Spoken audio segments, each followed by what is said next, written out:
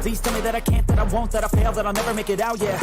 Please tell me all the bad, never good, fill my head full of every single doubt, yeah. Please say any negative thoughts, I pop off when I hear people say I cannot. I get off to the thought of proving everyone wrong, I won't stop to the top, so you better back off and get lost. I'ma stay loud, stay proud, never running out, never heading south. I'll be spreading out, call it word of mouth, can't put me down, I'll be getting loud. You can have your doubts, not what I'm about, have your f***ing cloud, it be raining now, I keep making sound, go another round, I'm legend bound, can't stop me now. You don't wanna fuck with me, a slow burn like a disease. Just tell me that I can and I'll show you things that you couldn't believe. Just tell me that I can.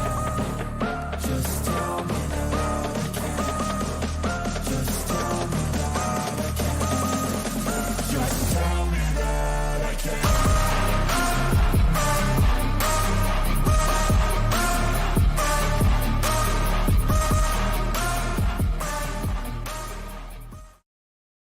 All right. Welcome, everybody, to episode 324 of Unscripted.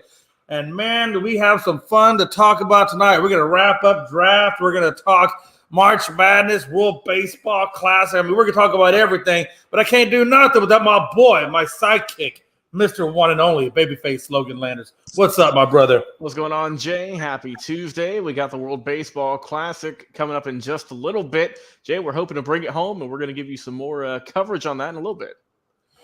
Absolutely. And ladies and gentlemen, please do not let me forget to tell you that if you ever miss a show, always catch out our updates, our sports updates on Twitter at Unscripted Guys, all one word, or you can check us out on TikTok at Unscripted Sports. All one word as well. We also have a Facebook and we got YouTube all out there for you guys to ponder, as well as now All Sports, All Plays. The ASAP network has its own mobile app that you can find on Google Play, Amazon, and we're also affiliated with the one and only Bet US or Bet Us, however you want to call it. But without further ado, Logan, let's get into the program.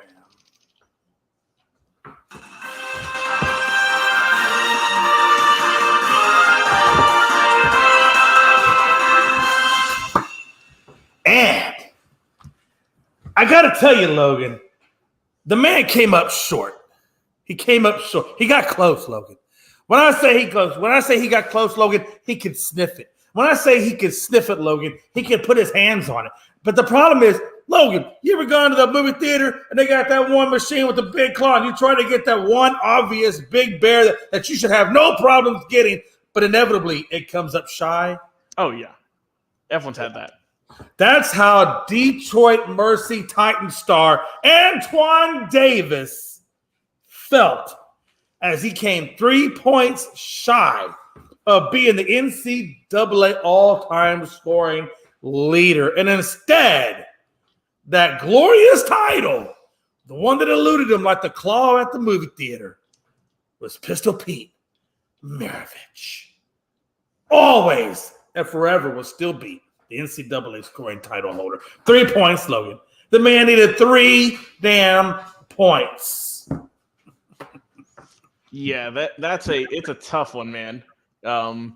Looking more into it, obviously, I think it really tells you just how great Pete Maravich was in college.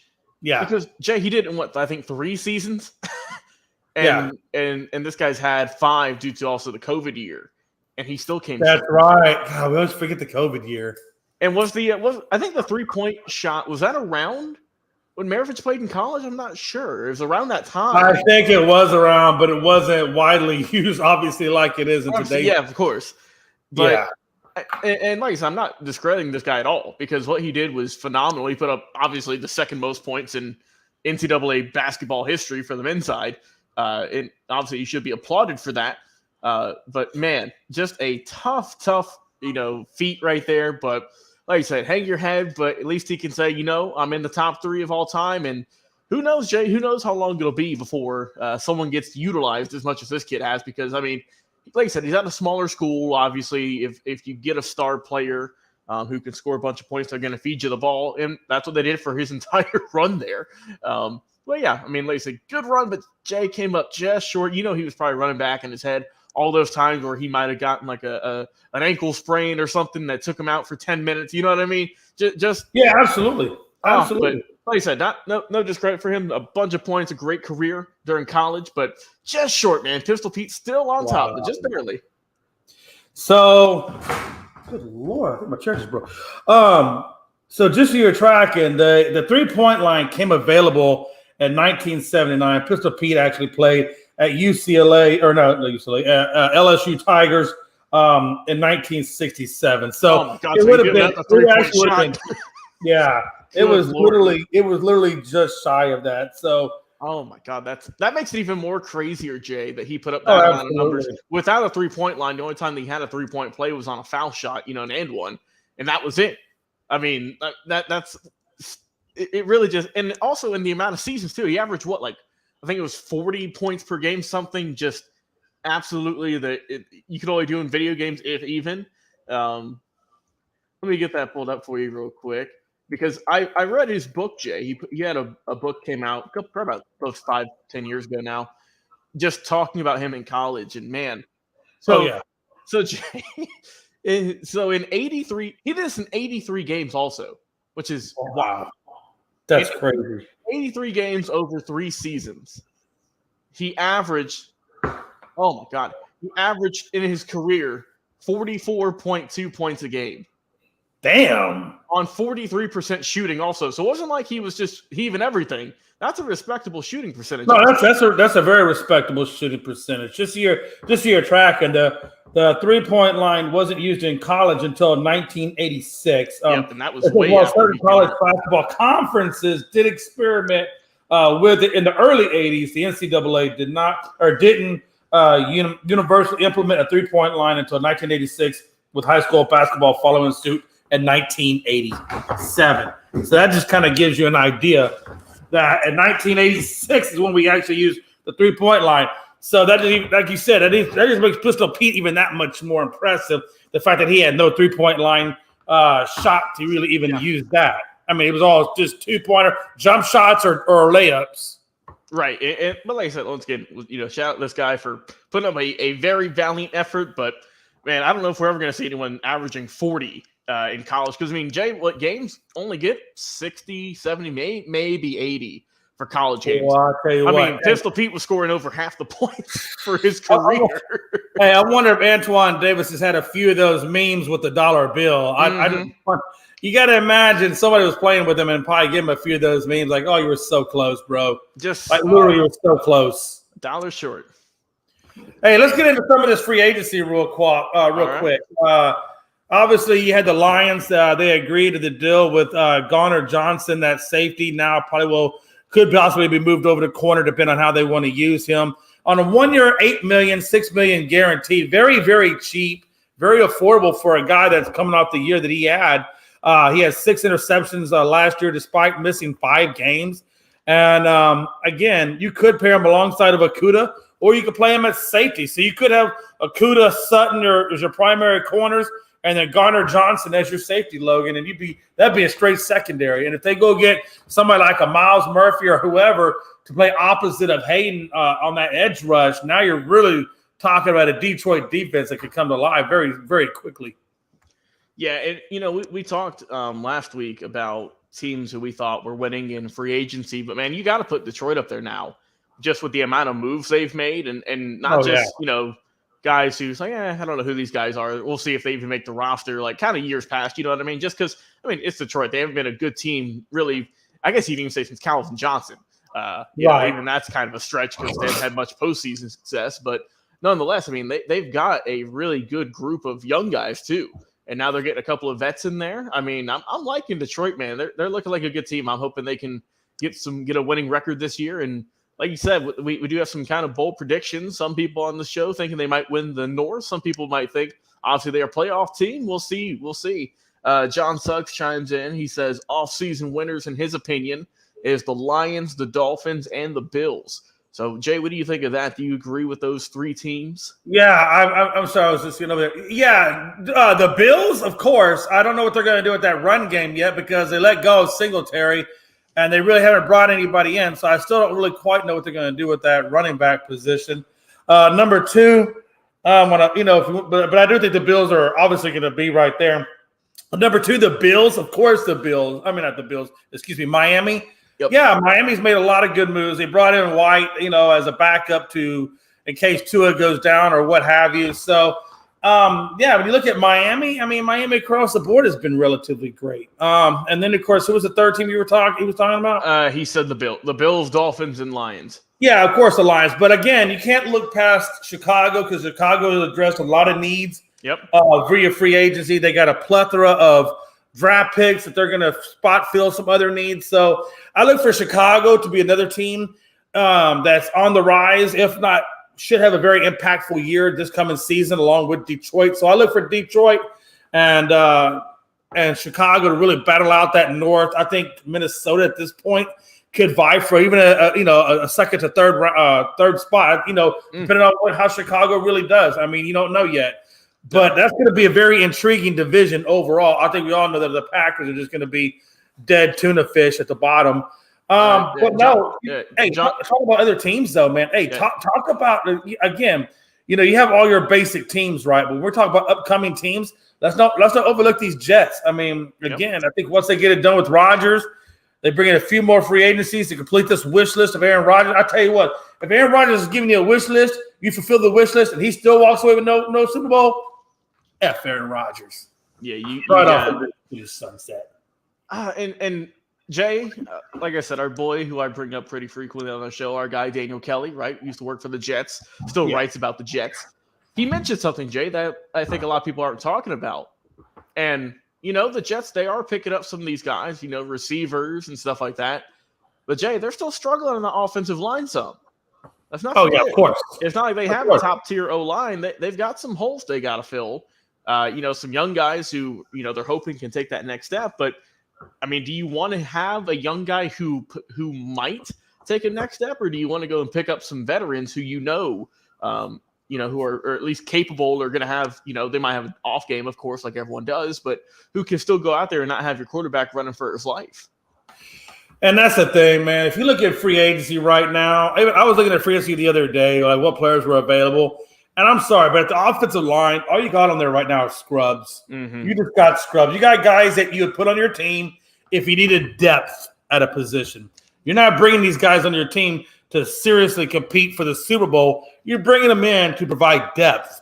And that's not what the Jets need. The Jets need guys that can actually play on the offensive line like right now. And last year, they had two guys. I think Brown was one of them that went down with injury, and then another guy went down with injury. They brought in two replacement players to take over for them. But that offensive line for New York Jets is absolutely horrendous. And if I'm the New York Jets, I'm going to try to do everything I can to grab Paris Johnson or Skronsky or whoever the hell it is. I'm going to try to put something together, move up and grab one of these star-studded offensive tackles. And there's only maybe 3 or 4 of them, and they're all going to go in that first round. And if I'm the Jets, I'm doing everything I can to get a hold of one of those guys. So that way my quarterback who's 39 and on AARP and my running back who's coming off of a jacked up ACL injury can have something to protect them as they either A, try to find the hole, or B, try to get off the pass. So, and also John brings up 2 good points here. He said the Jets are also struggling on salary cap, and they still haven't signed Rodgers. They were over by $33 million in last he checked. With new additions right now, they're back over the salary. $50 million. It's going to be hard to restructure over the whole team. I'm sure Green Bay's going to eat some of that. I would think so, just to get rid of them. I obviously think they're going to have to restructure. And Green Bay, if they don't, Green Bay will eat the majority of that.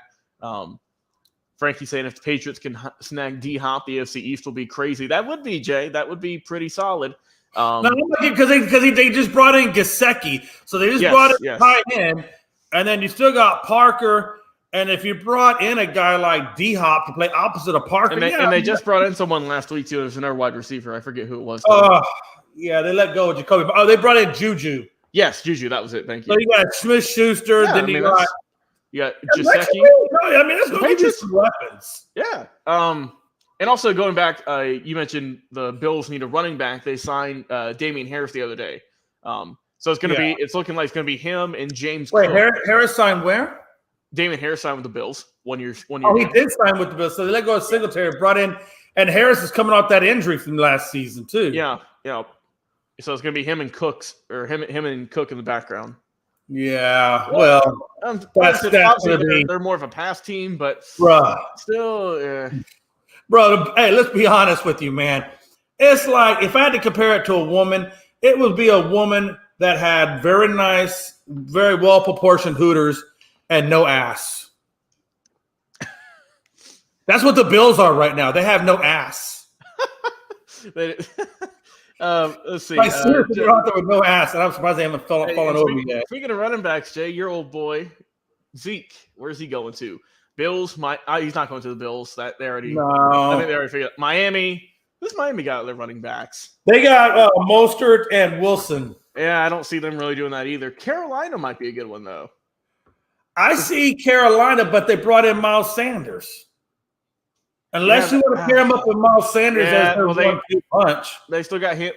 They drafted Chuba Hubbard the other year too. I don't know if it was last year, the year before. You know what I mean? Huh. Frankie said the offense for the Bills goes anywhere, it's not going to be as an every down back. I think if he goes anywhere, it's going to be as a third line or short yardage back. Yeah. Let's see, man. Where is he going to go? And it depends on what Kareem Hunt does too. If Kareem Hunt leaves Cleveland, they could pair him up with Chubb. Yeah. And also, Jay, I know you saw that your boys, they filled that spot by getting Ronald Jones earlier today as that backup running back to Tony Pollard, I would assume. So that's your 1-2 punch in Dallas. There. Yeah, screw Ron Jones. I hate that guy. I hated it. I hated it when I heard it, and I hate it now. But anyway, he said go to the Rams. You know what? Hey, Tampa. Hey, Zeke in Tampa. Yeah, I'm about to say you're going to have Zeke and Baker Mayfield doing their thing. I think Zeke goes someplace that needs a 1-2 punch, and I still don't really 100% know who the one punch is going to be over in Tampa since they let go of Leonard Fournette. So I don't know who the one punch is going to be. But I think they could bring in Zeke and make him, part of a 1-2 punch out there in Tampa. Yeah, and like John said, they just let go of Fournette today. So like I said, we saw that coming though.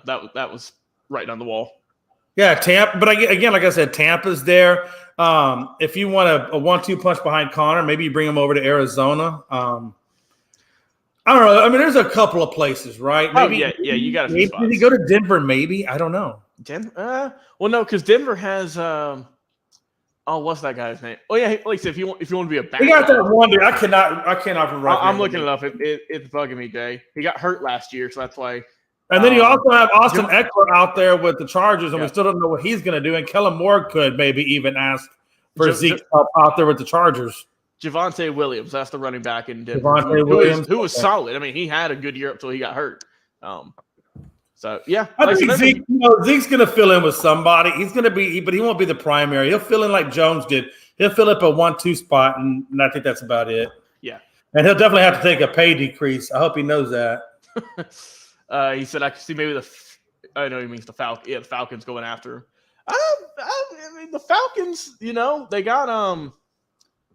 got some guys. Cordell Patterson over there.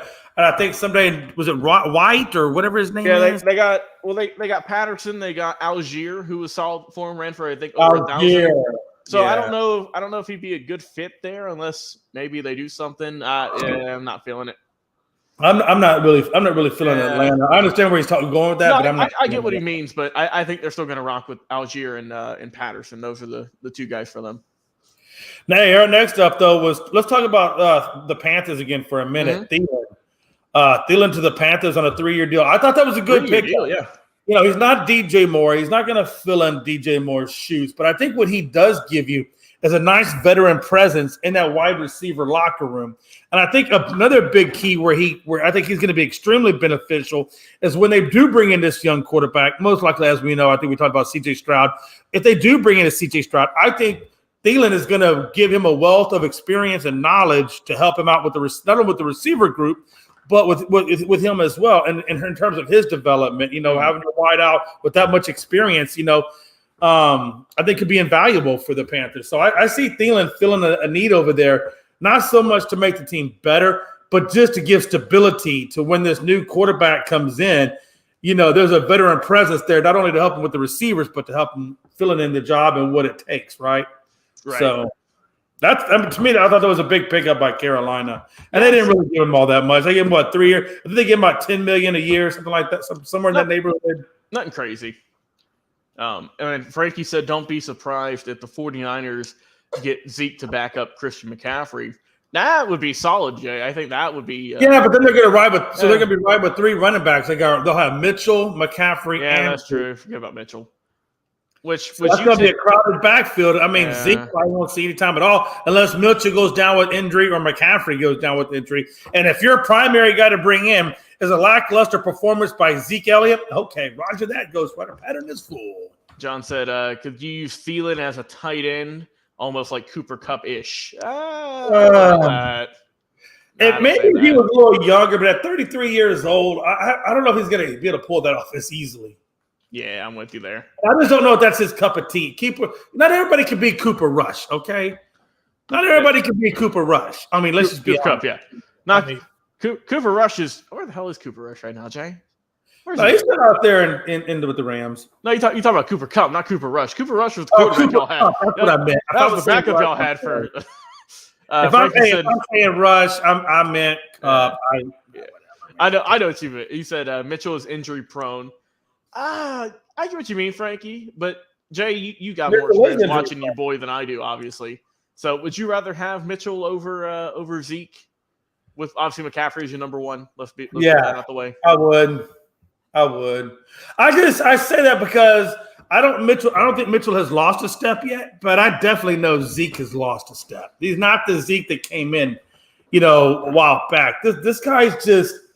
He's a straight north-south. There's not a whole lot of cut in him. He may have a slight cut left or right on him, but he's not a primary cutter. He's a primary, give me the ball, let me just run north or south, and we're good. Yeah. Whereas I think Mitchell kind of has at least a little bit of elusiveness to him. I feel you. Okay. All right. What's up next? Brandon Cooks was traded to Dallas.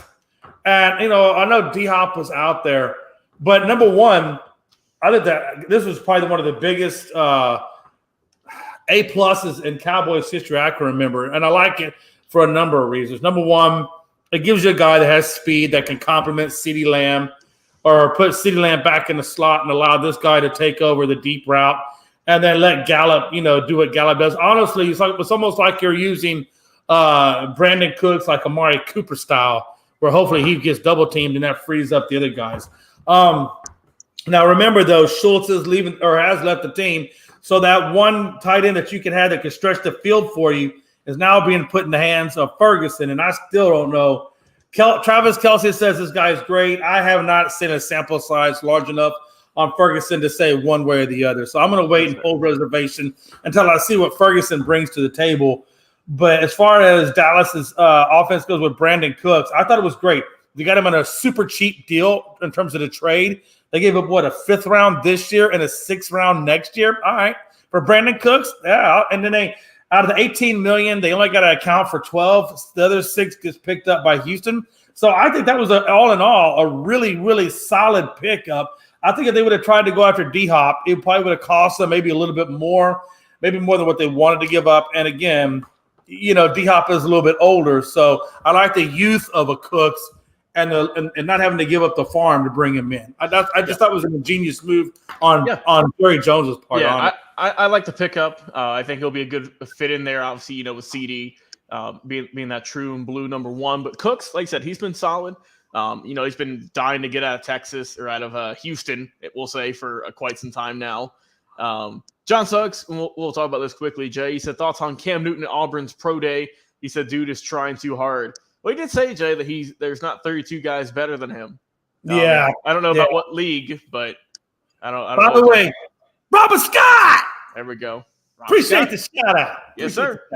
So, Texans add Dalton Schultz, Devin Singletary, kind of surprised Singletary agreed to go there. The Texans, Jay, they've had a pretty solid offseason, a little quiet, but they've picked up a few guys. And let's be honest, right now in this market, look, Singletary is not an explosive guy. He doesn't give you a lot of yardage. He's a change of pace back, if you want to put it that way, or just a middle of the road kind of guy. So Maybe Singletary either went there because nobody else was offering, or maybe they gave him the best contract. I mean, I don't know all the specifics behind it, but let's be honest. These teams out there are not looking for the Singletary style running backs. I'm really surprised. And I really put Ron Jones in that mix. I'm not a big Ron Jones guy. I'm just not.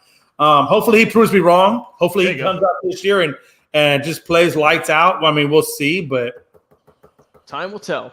Time will tell. Yes, absolutely. Moving on for Brandon Cooks, the Texans agree with offensive tackle Larry Tunsil. I hope I said his name right. Laramie Tunsil on a 3-year, $75 million deal. I put this in there because they made this man for the second time in his career. This is the second time they've done this with Tunsil. They've made him the highest paid offensive tackle in the league. He got the first one when he got $60 million. And then he got this one when he got $75 million. So he's third in his position in the All-Pro vote. His production was the best in the NFL. So did he deserve the money? Yes. $75 million. Woo, that's a lot of cabbage. A lot of money. On a 3-year? Yeah. Yeah, that's a lot of cabbage. A lot of change. I said, honestly, the Bills need a better running back. Of course they do. Absolutely need a better running back. Yep. That's what the Bills are missing, a solid run. Yes, they've been missing a solid run. Well, I mean, you saw that. You knew they needed a solid run game when Buffalo went there, when they had all that snow, and there was like maybe 3 or 4 passes thrown the entire time, and it was straight up all run game, and basically the Buffalo Bills just got their asses handed to them. And also, TJ, they can just become kind of one-dimensional. You know what I mean? Oh, absolutely. Absolutely, they become one-dimensional.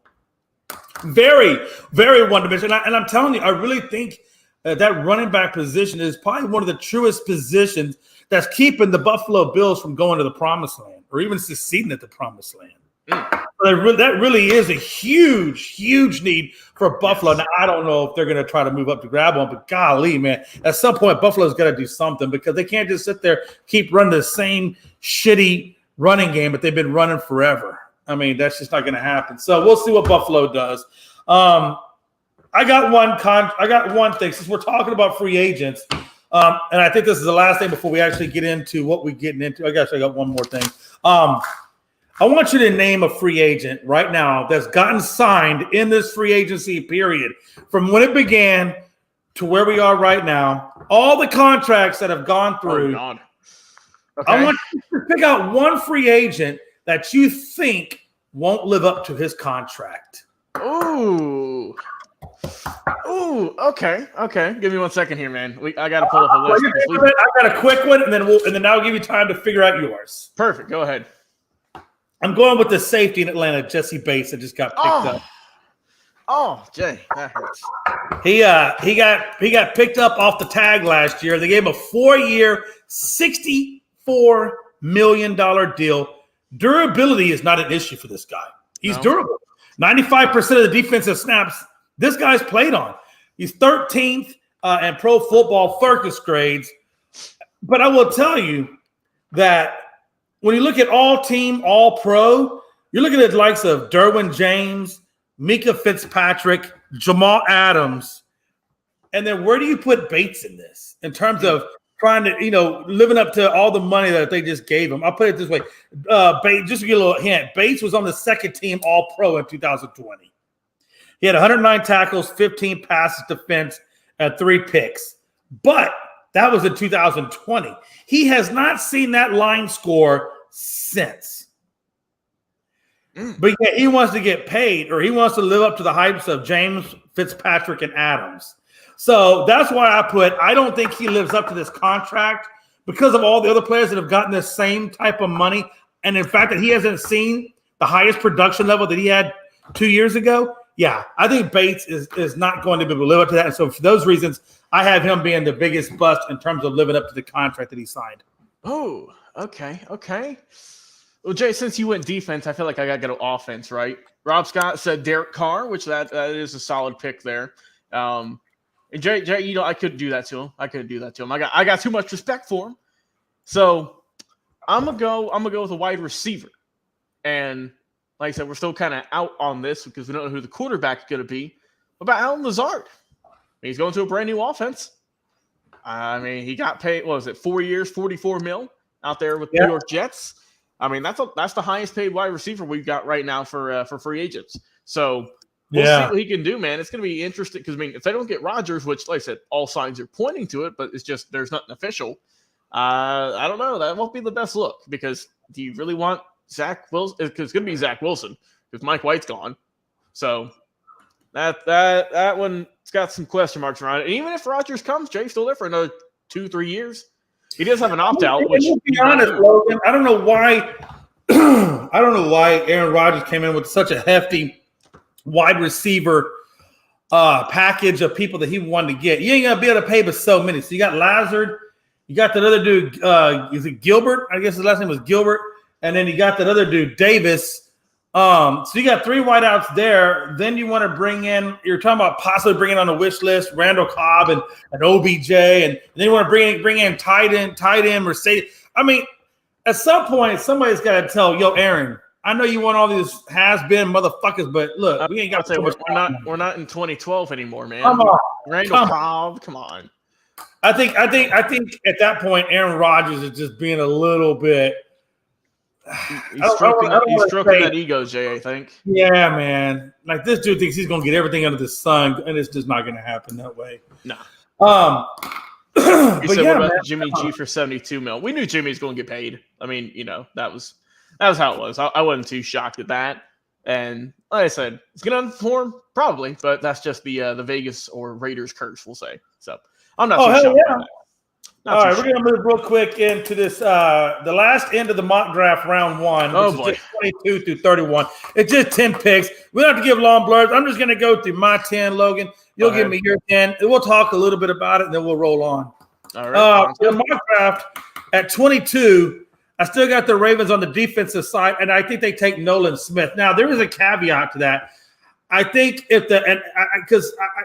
I've been hearing word out of camp is that the Dallas Cowboys may try to go for an edge rusher in the draft. So if Nolan Smith doesn't get taken at 26 by the Cowboys, and I think he slides down to 22.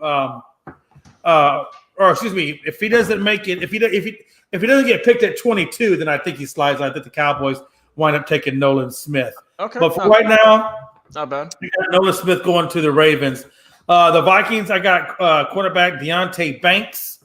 The Jaguars, I got picking up Brian Branch, that safety, and the Giants, I got are going to go with that Ohio product, wide receiver JSN. Jigba, however you want to say that guy's last name. Yeah, Jackson Smith. Yeah, and then I got the Cowboys possibly going after running back Gibbs because I definitely think Robinson won't be available at that point. I think Robinson would have gone much earlier. So I go with them trying to go for Gibbs because I don't think the Cowboys 100% believe in Ronald Jones. So I got them going after Gibbs for that reason, just to kind of give, if nothing else, to give a little bit of depth while they wait for Pollard to come back and see what Pollard's going to look like coming off of his leg surgery. And then, of course, I got the Bills going back with Ringo, the cornerback. I think because that's their safety. Last year took a lot of hits via injury, especially at that safety spot with Poirier and all them. So I look for them to go that direction. And then I got the Bengals going offensive tackle at Anton Harrison. And then I got the Saints with tight end Darnell Washington. And then the Eagles, I got them going back with on defense again and taking Lucas Van Ness, the edge rusher. And then last but not least, I think Chiefs try to add more wide receiver depth, and they take wide receiver Jalen Hyatt. So that's how I see 22 through 31 going. I can see a couple of things going left or right in there. Like I said, if the Ravens don't jump on Nolan Smith, then I have to think that the Cowboys would to put somebody on the other side of D-Law. But if they do wind up going that direction, then I think the Cowboys look to add depth at that running back spot. Joe, we got a question for John saying, you don't think Myles Murphy, the edge rusher from Clemson, goes first round? Actually, I think I had Myles Murphy in the previous 10. I think I had Myles Murphy going to Detroit to play opposite of Aiden Hutchinson if he's available when they draft. And I think they draft – I want to say they draft at 6th, I believe. I think they also have 2 picks in the first round. And I think if they don't go Myles Murphy on that first pick, then I think they grab him on the second. Okay. Not bad, not bad. All right, let's start things off here. Number 22 back with Baltimore, Jay. They got to get that defense a little help too. Let's go with Joey Porter out of Penn State. Oh, yeah, there you go. At the corner, we'll rock there. All right, 23, we've got the Vikings. Vikings kind of interesting, Jay. They got a few spots. I don't know if you want to go with kind of right now or the future.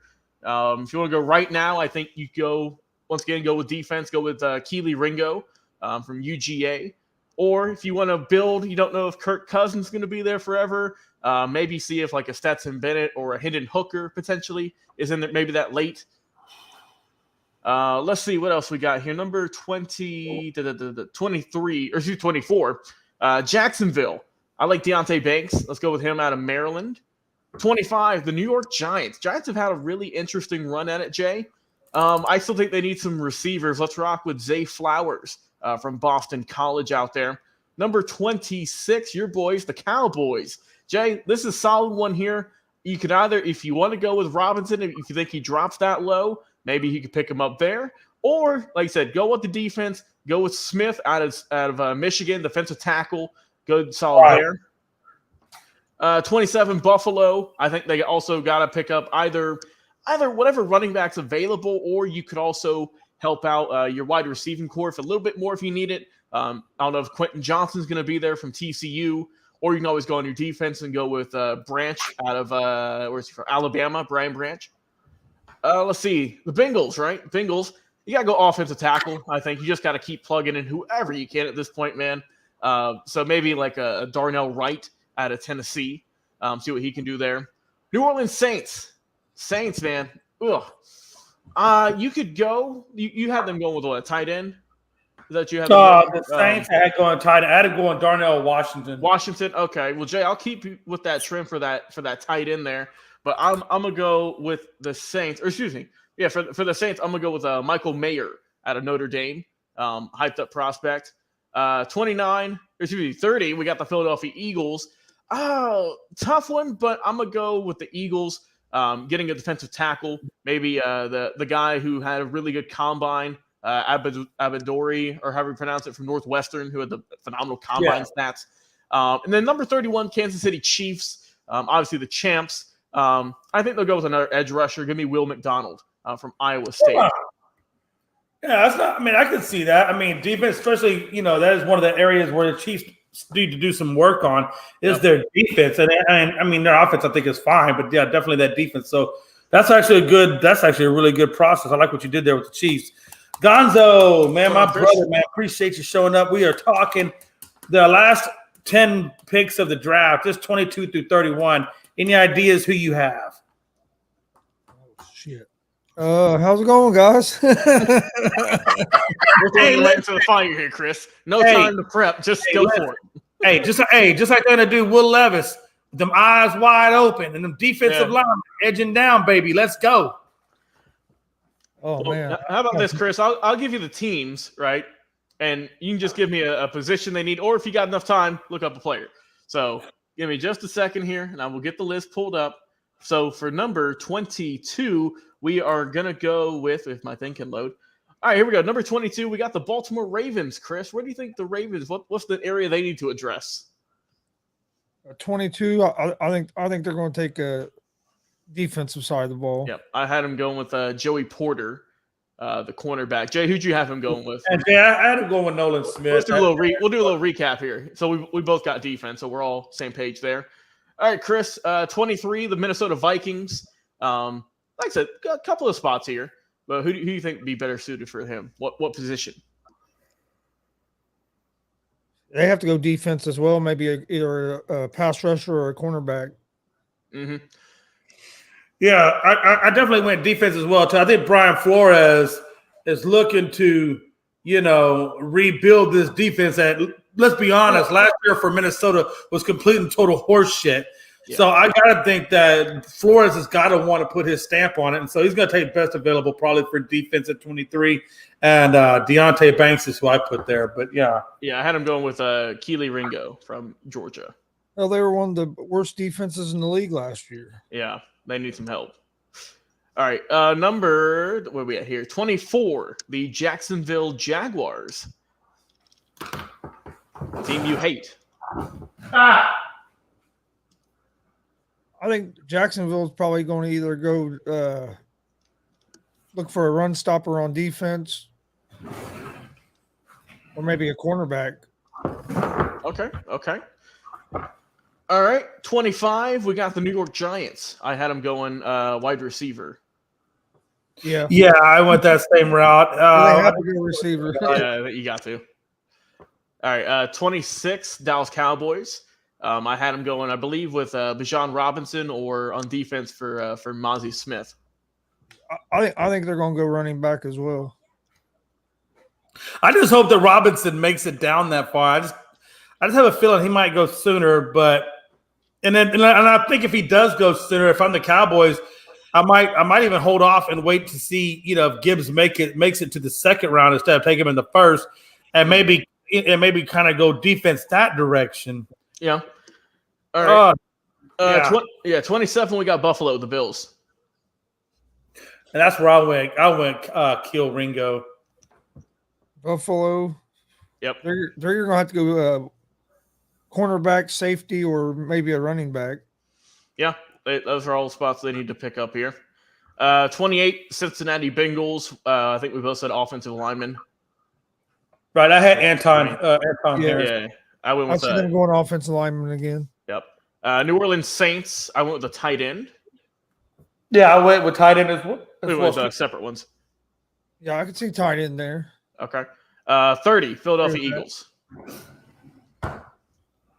Well, I think they'll probably go defense because they lost quite a few guys on the defensive side of the ball. Yep, that's true. And who did they bring in for the running back? Who, the Philadelphia Eagles? Yeah. Give me 1 second. Yeah, they lost Sanders. Yeah, I know they lost Sanders. They got Rashad Penny. Yeah, that's Seattle. God, that's gonna be horrible for them. And number 31, obviously the Chiefs. Isn't he hurt a lot? He is. He was hurt last year. Oh God, they've been better off hanging on to Sanders. Chiefs, I think go probably defensive side of the ball as well. Maybe a running back. Yeah, I wound up going edge rusher. I went with Lucas Van Ness, and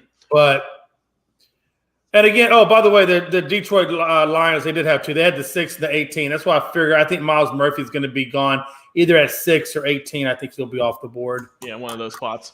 Right. That's our and then the Chiefs had the last one. Yeah, Chiefs. Yeah. And I went wide receiver. I went Hyatt, and I think Logan went wide receiver too, didn't he? No, for Chiefs, I went defense. I went an edge rusher. Oh, that's right. That's right. Yeah, defense as well. That's the defense as well with the Chiefs. Yeah, you can always get a good defense guy late in the draft. You don't have to worry about having top weapons on offense. Whenever you're the champs. You know what I mean? Listen, all you gotta do is make sure Kelsey stays healthy the whole year. Make sure Kelsey and Mahomes are good. That's all you need. You have Mahomes and Kelsey, they're good. Yeah, that's all you need for that roster, man. Yeah, I mean, a decent running game. You're good. It's weird just how potently, because the last one that was potent, like Kelsey and Mahomes, obviously was Gronk and Brady. I mean, both of those guys, they just had that tight end combination down like a champ. That's true. What a time to be alive. World Baseball Classic update 0-0, top of second. Come on, you. Yeah, what channel is that World Baseball Classic on? Fox Sports 1. Okay, but so right now it's 0-0. Have you? I'm assuming Japan was a home team, correct? Yes, it's top of second. United States is batting with 1 out. All right. Wow, that's crazy. You heard it here first. Schwarber just flied out to right field. All right. Well, Jay, it is March, and all of our brackets have already been busted. But let's go ahead and get some updates. I have a perfect bracket. I'm sure you do. I'm sure you do, Chris. What is this? Your 40th attempt?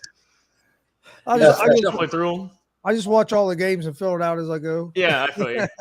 Hey, listen, if you ask Frankie, he doesn't have a busted bracket. Frankie's the only one left in the world. That's why I said that, because Frankie was saying he had the perfect bracket. Yeah, and I know damn good well his bracket ain't perfect. I had Kansas winning it all. Hey, listen. I had Purdue. Next time you see Frankie, say, "Yo, man, I heard you had a perfect bracket while you were eating that $150 steak." And I had Marquette in the Final Four. Yeah, that one hurts you, I know. All right, real quick, guys. All the teams left. I think Alabama's going to win it. Hey, Frankie say Trey Turner does it again. Did something happen there, Chris? I don't got the game on, so I can't tell. On my TV, he's still up to bat. So maybe Frankie's got some. I'll tell you 1 second. He's got some insider knowledge. Oh, yeah, he just smashed one out of left field. Hey, Trey Turner, that's the MVP right there for this team. USA up 1-0. That dude he's earned that contract. I was about to say, he's gonna be over there at World Baseball Classics and I got all that money and I'm showing him why they gave it. There you go. His 5th home run of the tournament. That's insane. And probably it feels like his 3rd in his last 3 games or something. I mean, he's been red hot. Yeah. Red hot. Also, John said, shocker team is Princeton. They play good defense and give Creighton fits if they can guard the 3-point line. And I think Princeton was being here. I think they beat Creighton. I really do. I think they're going to advance to the Elite 8. Well, hey, speaking of that, I'm glad you did that because now we're going to make our predictions for the Sweet 16. All right. Here we go. I'm gonna give you the game. You tell me the winner, and that's how you're going to go down. All right. And it's going to go Gonzo, Logan, me. That's how we're going to pick in that order. So, Gonzo, Michigan, Kansas State. Who? Michigan State versus Kansas State. Fuck. All right. My bad. I'm going to go with Kansas State, even though I want to pick Michigan State.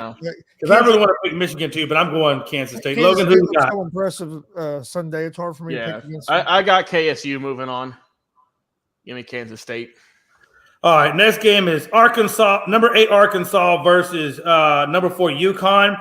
I said it. I felt like now that they got Smith back and they got Black back and they're involved, that Arkansas is going to be the spoiler. So I'm definitely going to go Arkansas. Gonzo? I'm going UConn. That Sadogo is a monster, man. Yeah, he is. He took over that game over the weekend. He dominated on both ends of the court. I think UConn's going to pull this one out. Logan? Oh man, this is a tough one, but I'm gonna go with our Razorbacks. So you got Arkansas. All right. Quite upset. And then you had Arkansas, correct? Yes. Okay, just wonderful. Chris, the next one is number 9 FAU versus number 4 Tennessee. Man, listen. Yeah, Tennessee. I love that Tennessee versus Duke. Nah, I'm going Tennessee. Yeah, give me the Vols. Gonzo, who are you taking? Yeah, he's got Tennessee. Tennessee all day. Tennessee. Yeah, Tennessee John all day. Suck's with the upset. John Suck going with the FAU. Yeah, I saw him. I saw him put that out there. I was like, hey, but you know what? Hey, you never know. That's who thought they'd even be here? You know what I mean? Definitely not me. And then I got Gonzaga versus UCLA. I'm gonna go Gonzaga in this one. Yeah, give me the one. I got Gonzaga. You got Gonzaga? Okay. I'm going with Gonzaga too, just because of Drew Timme. But man, this is going to be a good Listen, game. I would never go against any school whose name closely resembles my own. There you go. I'm just saying that might be a little. San Diego State versus Alabama. I think is it going to be Bama across the board, or does anybody think differently? I got Bama. I like Bama. Yep. Base hit by Ramuto. JT. Still only one out in the top of the now. Here's going to be a close game, and I'm even on the. I'm nervous about this one, but I'm going to stick with my hometown boys anyway. But we got my number 5 Miami versus number 1 Houston. Who do you got? I'm going Miami. I was about to say, Chris, you saw the whooping they put on your guys, unfortunately. Dude, if they play like they did the other night, man, they're going to be tough to beat. They were hitting everything, and their defense was on point. Houston's a good team. It's going to be a good game, but I'm going to go with Miami. I'm going to go with Houston only because I don't know if that game was kind of like their big showing out. You know what I mean? That might have been their – all right, Well, I'll tell you, man. Hey, according to them, man, and according to that game, looks like Shed and Sasser have regained their health to the point where they're going to be all right. That was the other thing that worried me a little bit about Houston was their health. Yeah, and well, trust me, it worried me too. John Suggs has Bama, but very close. He has UCLA. He has Houston, but Miami is scrappy. That is true. And then, of course, now comes a really good one. Creighton, Princeton. You know what? I'm riding Princeton. I didn't ride FAU, but I am going to ride Princeton over Creighton, so I'm going Princeton. I'm going. I'll go the Blue Jays. You're going to go Creighton? Yeah, give me Creighton. What about you, Gonzo? You going Creighton or Princeton? I'm going Princeton. He's going with the big brains. Every time I've bet on Creighton this year, they've lost. Hey, I'm telling you. All right, hey, last game. Xavier, number 3, Xavier versus number 2, Texas. I'm not going against my boys, so I am going to ride that Texas tip. Gonzo? By the way, John has Creighton as well. I think this is going to be a real good game. I'm going to go with Texas because they've been playing well the last few weeks. But, man, I think it's going to be – I kind of agree with John. It's going to come down to the wire. Yeah, I'm going to go – I got Texas in this one. That way Jay can just have a seizure just going with, all right, do I want Houston or do I want Texas to move on? Man, so let's see. So Gonzo's definitely different on his bracket. Yep. And then I'm looking for one other one here. Okay, yep. Damn.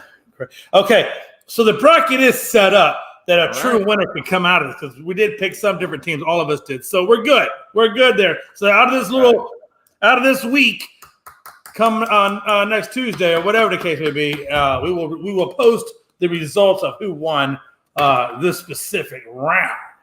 Sounds good. All right, let's move on real quick. Again, the last thing I was going to talk about was that World Baseball Classic. We kind of already talked about it. Right now, USA is up 1-0, and it looks like Japan has got the third out, so they're getting ready to come off the field. So that's kind of where they are. But I'll tell you, man, I was interested that Cuba. That how bad, I thought that the U.S. put a pretty good whopping on Cuba, and what Japan did to Mexico was pretty stupid too, man. I mean, just really, really good final games before we get to the final, I should say. What did y'all think overall? That Mexico and Japan game from last night, that was one of the better games that's been played in a long time. That was a phenomenal game. Oh yeah, back and forth. I mean, you mentioned, man, Cuba. I mean, they got beat up. One of the bullpen catchers defected. He said, you know what, I'm not going back. I'm staying here in Miami. So they got a lot going on, man. But yeah, hopefully, like you said, Jay, we were a little worried on Thursday's show about US. They weren't looking super strong, but man, they really figured something out over the past couple of days. And like I said, right now they're in the driver's seat. Just got to lock and load, and hopefully bring home some gold tonight. Yeah, and again, with this Japanese team, with the way they hit, the way they pitch, to get this win over Japan would just be incredibly, incredibly huge, given the fact that we didn't put our top players at all. Matter of fact, if anything, we gave you the bargain basement pitching with the Rolls Royce of hitting. That's what the U.S. gave these people. And I felt like Japan came in more evenly stacked on both ends. Yeah, but one thing the United States did do, through 2 innings, that pitcher's already thrown 30 pitches, and they already had Japan have guys in the bullpen warming up in the second. Wow! Game. I'm about to say, I know Japan did get a lot of flack for not for who was it? Darvish that they were going to start, or no, it was Ohtani. Yeah. At first they said they were going to start Ohtani, then they changed it and started this other guy, Amaga. And obviously, it ain't working out for him. So. And then they said they were going to bring Darvish in after him, and then Ohtani is what their plan was. But they were, like I said, they already had 2 guys up in the bullpen during that second inning. Man, I would right now. Runners on first and second, and I wouldn't be surprised if we see Ohtani by the 4th or 5th. Look, man, when you get punched in the mouth, if we get Ohtani by the 4th or 5th, that's an advantage of the United States. It is. Oh, absolutely. No, I agree with you. Trust me, I'm right there in agreement. On the baseball show this morning, that was one of the keys that me and Dustin was talking about, that you had to make them put Ohtani in early. That way they got to use other pitchers later in the game. Yeah. Good point. Oh, man. All right. We're going to go ahead and get to some final thoughts so we can go watch some baseball. I want to see Trout. I want to see Trout versus Ohtani. Listen, nobody wants to see that more than us. They said, look, we're never going to make it to the playoffs with the Angels. Let's do it right now. This is by the way, hey, real quick, though, on a somber note, man, hey, much love and stuff for Willis Reed, the all-time great New York Knick, passed away, I believe, at 80 years old. He was there during the Wilt Chamberlain time frame, and they did get a championship with the Knicks. He did. So, yeah, man. Willis Reed, man, much love and respect to you, big fella. Rest in peace. Yep. Yes, definitely prayers to the family. Tell you what, though, man. I'll tell you right now. If I make it to 80 years old, I'm gonna tell everybody before I pass away. Y'all better not be crying. Y'all better celebrate the hell out of this. Because honestly, I thought I'd be. Jay's gonna say you guys better be just not crying. Yeah, we're gonna be having a party with Jay. Yeah, Jay's gonna say bring some whiskey. Bring some whiskey. Everybody drink.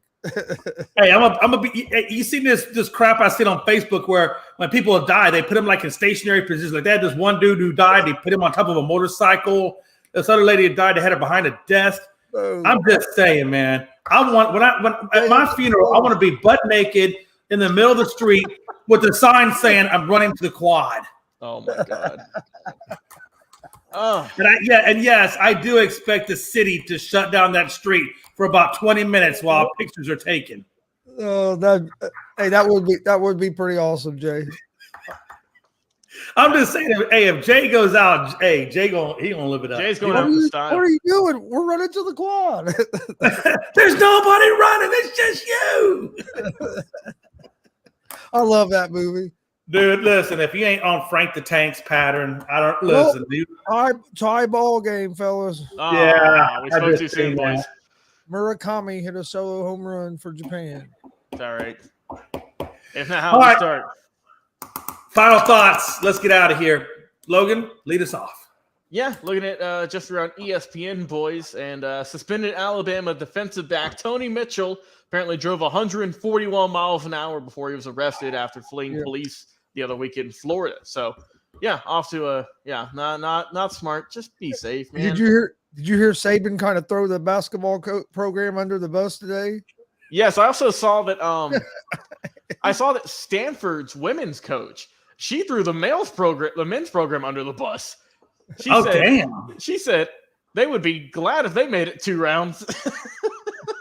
Oh, damn. Saban said this isn't being in the wrong place at the wrong time situation. This is a choice that was made, and there's consequences for your choices. He took a shot at the basketball program. Yeah. Hey, if you're Nick Saban, you can do what you want. Who's gonna tell him not to? You got a point. Let's see. John Suggs, we got to talk about this real quick. NBA MVP Joker, as he lost the top spot, he's gotten Embiid #1 and Giannis #2.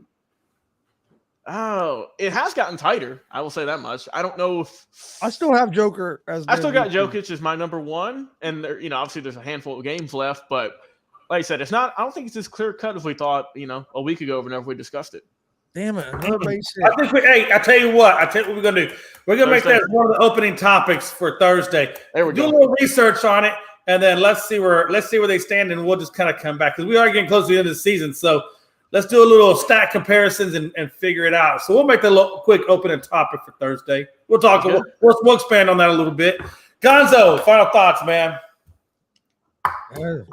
Good baseball game on, and then we got a couple days before the Sweet 16 starts. I hate that they take that 4-day break. Yeah, you get fired up over the weekend with all the college basketball games. Then you gotta wait. Yeah, I'm that same way. It's like, no, we gotta wait till. Well, you got it Thursday. Yeah, Thursday. Okay, yeah. Man, there is a couple of NIT games on the night. I forgot about the NIT, and earlier I saw there was 2 NIT games tonight, and I think 2 tomorrow night. So at least there's a couple of basketball games on, but. Other than that, don't forget April 8th. Tell you what, folks. April 8th. How about you guys? But I'm watching a little bit of this. They're showing the Japanese right now. They're showing Otani nonstop. They're showing all the little Japanese players in the dugout. Yeah, I thought you were done with your final thought. Jesus Christ, how much more thoughts you got? No, go ahead. I'm sorry. I'm just messing with you, Jay. Oh, no, because you think they're I was going to say one more thing. Go ahead, Chris. Go ahead. April 8th, 7 p.m. Eastern. Join us for DCCW Invasion 4. Olympic gold medalist and WWE Hall of Famer Kurt Angle is going to be there. Hell yeah. There we go. Buff Bagwell is going to be there. And got the stuff. WWE Hall of Famer Rikishi. So And make that's sure April you 8th. check out the show. April 8th, 7:30. Twitch and Twitter. Heard it here first. All right, Jay, go ahead. No. Hey, look, Gonzo, I literally thought you were done because I waited for the gap of air, and if there was a gap of air, and then maybe that was just you. Okay. There was a pause and I thought of it, but I was just messing with Oh, you. no, that's cool. That's cool. I didn't mean to run off you, though. I'm sorry. My bad. I was messing with you, Jay. If I wouldn't messing with you, think something was wrong. Well, that's true. I would think something was wrong. No, it's funny though. You know, when they show a big picture of the Japanese bullpen and all the players are talking Otani's talking to the player. I wonder if he's telling them, "Okay, look here, you little schmucks. This is what it looks like when you make it to the big time. Until then, you're just fucking.